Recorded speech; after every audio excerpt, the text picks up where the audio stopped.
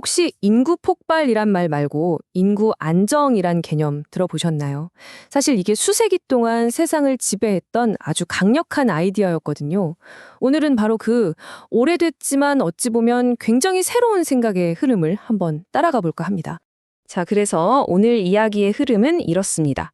먼저 인구 상수라는 게 대체 뭔지 알아보고 이 아이디어가 역사를 거치면서 어떻게 이어져 왔는지 또 어떤 도전을 받았는지 살펴볼 거예요.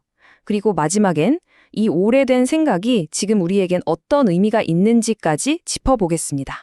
자, 그럼 첫 번째 이야기부터 시작해 볼까요? 한번 상상해 보세요. 우리가 흔히 생각하는 것처럼 인구가 막 늘어나서 걱정하고 줄어들어서 걱정하는 그런 문제가 아닙니다. 만약에 사회가 최적으로 돌아가기 위해 딱 맞춰진 기본 설정값 같은 거라면 어떨까요? 이게 바로 핵심 질문입니다. 인구라는 게 그냥 놔두면 끝없이 폭주하는 기관차 같은 걸까요?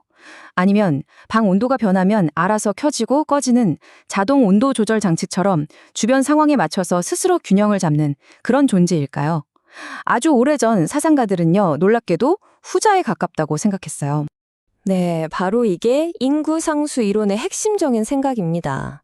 그러니까 인구는 제멋대로 변하는 게 아니라 사회나 경제, 환경 같은 외부 조건에 맞춰서 자연스럽게 조절되고 또 일정한 수준을 유지하려는 성질이 있다는 거죠. 특히 고대 사회에서는 이게 질서와 안정을 위한 기본 전제 같은 거였어요. 자, 그러면 이런 생각이 과연 언제부터 시작됐을까요? 이게 얼마나 오래되고 또 얼마나 널리 퍼져 있었는지 역사를 한번 쭉 훑어볼 텐데요. 진짜 놀랍습니다. 고대 그리스는 물론이고 이슬람 황금기를 거쳐서 근대 유럽에 이르기까지 이 생각의 끈이 쭉 이어져 왔거든요. 여기서 정말 흥미로운 지점이 뭐냐면요. 이들이 서로 약속이나 한 듯이 비슷한 결론에 도달했다는 거예요. 고대 그리스 철학자들부터 중상주의 시대 유럽의 경제학자들까지 서로 다른 시대와 문화권인데도 말이죠. 어떤 곳은 정치적 안정을 위해서, 또 다른 곳은 국부를 늘리기 위해서, 또 어떤 곳은 사회 구조를 탄탄하게 하기 위해서.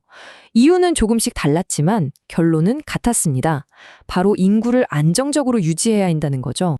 아리스토텔레스의 이 말을 보면 당시 생각이 아주 명확하게 드러나죠. 국가의 이상적인 크기를 정하고 그에 맞춰서 인구를 조절해야 한다. 이게 무슨 뜻이겠어요?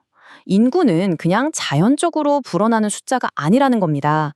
이상적인 국가를 만들기 위해서 아주 신중하게 관리해야 하는 핵심적인 구성 요소였던 거죠. 그런데 말이죠. 이렇게 수세기 동안이나 당연하게 여겨졌던 생각의 흐름을 하루아침에 완전히 뒤집어버린 인물이 등장합니다. 네, 바로 그 유명한 토머스 멜서스입니다. 그의 이론은 그야말로 기존의 모든 사고방식에 정면으로 도전장을 내민 거였죠. 두 이론의 차이를 보세요. 정말 극명하죠. 기존의 상수 이론이 인구를 사회의 안정적인 기반이라고 봤다면 멜서스는 정반대로 생각했어요.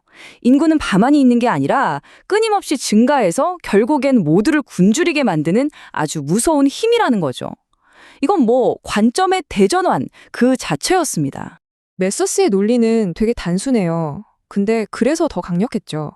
자, 인구는 2명, 4명, 8명 이렇게 기하급수적으로 늘어나는데 식량은 1, 2, 3 이렇게 산술급수적으로밖에 못 늘어난다는 거예요.